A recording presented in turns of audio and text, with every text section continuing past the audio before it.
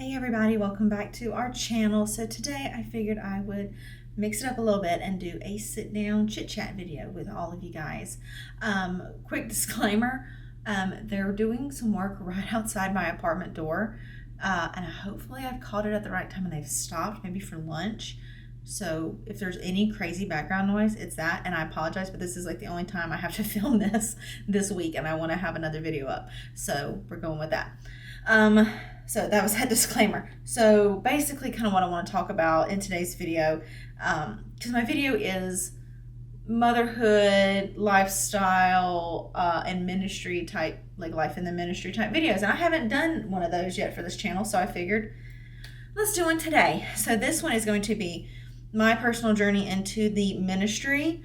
Kind of just to get started, I grew up believing in God, knowing all that stuff, and then I went to church. I do remember us going to church, to a Methodist church when we were little. Loved it there. There was a change in leadership. I think the pastor left and a new one came in, and we just kind of stopped going. My dad and them, I don't think my dad was technically raised in church like my mom was raised in church. My mom was raised holiness with her mother, my mama, and I do remember as a little girl going with her to church. So I mean, I remember going to church growing up, and then as I got older, I got invited to youth nights, went to those.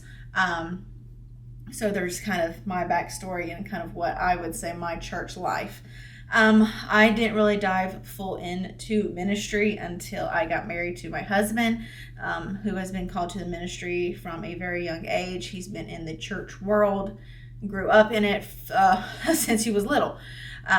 So I have been in the ministry with him for about 7 years. The beginning of our ministry, he ran soundboard, and I would run the I would run the words for worship on Sundays. And it would be really, really nice. So that was kind of our stepping into ministry role. And then as we went to different churches and he kind of moved up the proverbial ladder, he got into other roles and self-taught himself a lot of the things that he knows.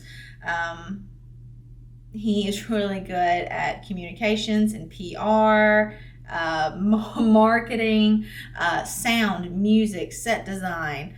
He's a jack of all trades.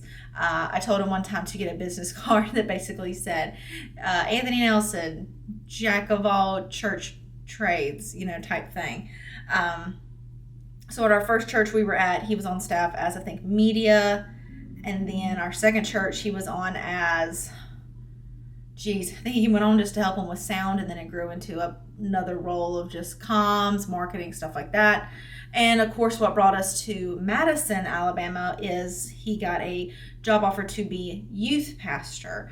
And we were already stepping into a youth role at a previous church. So it was really God's timing, I would say, regarding that. But here at the church, he is youth pastor, but his technical label is communications pastor or family connections pastor. That's it. So he does a lot of spiritual giftings, test small groups, once again, comms. He does a lot of things. And then of course, youth pastor is one of them. We've been in the youth position pastor for a year now. So there's been that. So he kind of was aware of kind of what church life held. And we've experienced a lot of drama and stuff like that throughout the years. And it gets tougher every time. He always told me that it's not going to be easy. It's going to be tough. People aren't going to like you, or not going to like something that he's preached about or said, or how he feels about something. And I didn't think it would become so obvious, those things happening so soon in our ministry. I figured that would happen once he became senior pastor of a church one day. That didn't happen. So it's been interesting, especially this past year here. We've had a lot of just stuff that I'm not going to get into. Definitely a lot of spiritual warfare. comes into play. But I wouldn't change it for the world, because I know with all the drama and all the mess and all the bad that's happened, there's so much more good to triumph what we're doing and what he's called to do. And yeah, I've kind of seemed like I'm rambling here, but I'm trying to make sure I get all my thoughts out. So that's how we got here, and that's kind of been my main thing with going into ministry, has been like just the junk, I guess. Not too long ago, we were going through a patch, and not me and him, but just in general, things were a little tough. And he said, I don't think I prepared you enough for this. I don't think I should do this anymore. And it's something that, and like I said, I said the same thing to him as I said a second ago. I just didn't expect it to be so soon in our ministry. But I'm learning to deal with it. I'm learning to have to let it roll off my back and forgive people, and just let people have their own thoughts and opinions, and just to keep my mouth shut sometimes. But yeah, so it's been very interesting. But there has definitely been a lot of pros to ministry, and I kind of wrote them down so I could keep my thoughts together. Just jotted them down last night. Leading people to Christ has been awesome. Seeing people give their lives to Christ, seeing people's chains break, them finding freedom, and it's them becoming a whole new person because they found Christ and let go of those things, that bondage that was weighing them down. It's been very fulfilling.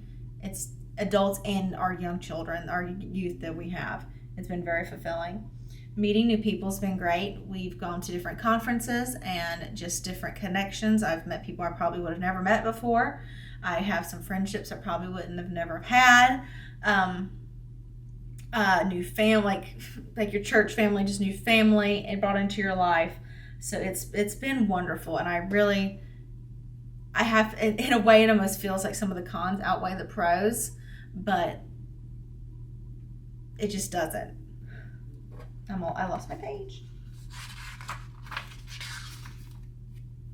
And the work that we do, just in general, like, it's fun. I like going into the church and getting work done and doing stuff and changing stuff around, like Thanksgiving. Me and Anthony did the table designs for our church family Thanksgiving feast. Don't come at me about COVID, so don't even start that mess. So there was that, and I helped do the table design. So there's something I like, the being involved, like setting it up for that, for people to feel that warm, welcome feeling. I love it. So, I mean, really, I wouldn't change it for the world, but there are multiple times where I cannot lie here and say that I have not wanted to throw in the towel and be like, you can continue doing this and I will support you, but I'm done. I absolutely cannot handle this anymore. There has been many times where I've felt that way, and I felt that I've told him, it's like, I feel like you married the wrong woman. I don't know why we're together. It's just like crazy. And he always reassures me, and he understands where I'm at, because we came from two different, like I said, walks of life, where he was, from the day he was born, was in church, knows the ins and outs of everything, and then I come in and kind of like know the gist. And I've grown a lot in my faith. I've grown a lot more in trusting the Lord than I did before I met him. I've seen things happen in my life that I don't know why it's happened. I don't think we deserve the things that we have, but we've been so blessed to have the things that we have. But to kind of get into more of the dark side, con side of being in ministry, especially being a pastor's wife, is definitely, I've noticed the loneliness. Like, I've got my husband, I've got my kids, and I've got my family, and I've got my friends. But and I guess maybe only other women in ministry, pastors' wives, understand it's just lonely. Like, there's not a lot of people, unless they've been in the situation, understand some of the things that you go through. Like, I could tell somebody something that happened, and like, well, that's not that big of a deal, or whatever. But it is a big deal to me, or to us.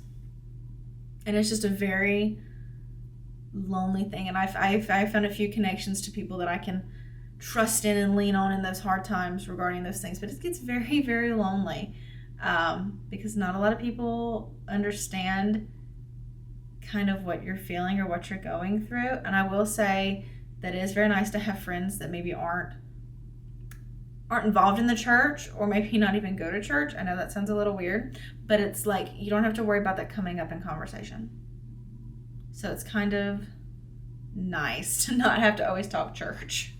And like I said earlier, the spiritual warfare, I can definitely say me, and I'm sure others have felt this way, and not just in ministry, but just in life in general, that like when you are down, the devil, man, he gets in your head. Because I have had some thoughts run through my head that should not run through. Like, I think I'm a failure. You're not supposed to be doing this. This isn't what you're supposed to do. You should do this and that. It gets intense in my head. And then, maybe the next day or a couple hours later, you realize, like, you just shake all that off and you just have to go back to putting in your faith and leaning on God and just trusting in Him that He's going to get you through whatever's going on in your life in that moment. And I've grown the more times that I've had these thoughts come through my head. Like, I know, like, it's clear, like, I know it's not me. And I have to, like, shake it off and be like, nope. Like, it's just, nope, you're not going to get me today. You're not going to get me ever. I'm going to make it through this. And the last kind of real major con was just the drama and just kind of the junk of the church. And I think other people in, like, just church leadership understand what I'm saying. It gets to be a lot, and it's unnecessary a lot of the times. And that's been, I think, one of my big struggles is staying out of the drama, not wanting to feed into the drama and the junk, and just do what I'm here to do. And that is to love on my youth, to love on the people of my church, to see life change happen, freedom found, and everything else. And just to be by Anthony's side and support him, to do what I can for the church while I'm still trying to figure out my role in the church. Like, that's what I'm here for. I'm still in limbo of kind of like, where's my spot? I've taken the spiritual giftings test a couple times. And each time, like, my top one is always hospitality. And clearly I did that when I did the Thanksgiving feast. So that filled my love tank, or whatever you call it. But that's pretty much my journey into ministry so far. It's been 50-50, I guess you could say. I wouldn't change it for the world. I love being here. We've had new experiences that we probably would have never been able to have or do individually, as a couple, as a family. But it's just interesting. Like, it's a whole different world. Like, it really is. And me, as a youth pastor's wife, I'm 28, so I'm not that hip. But I still feel kind of hip. I woke up sore this morning, so it was probably my actual hip that hurt. But I feel so, like, alone in a way, like the loneliness aspect of it, because my thought process is a lot different from other people's thought processes, I guess. And I feel like that's where, like, if I say certain things or, like, did this, they were like, what's wrong with you? And I'm just different, and that's okay. Like, I like being kind of like the oddball out in this world that we're in the church, because I feel like that's good. It's refreshing. I'm a breath of fresh air.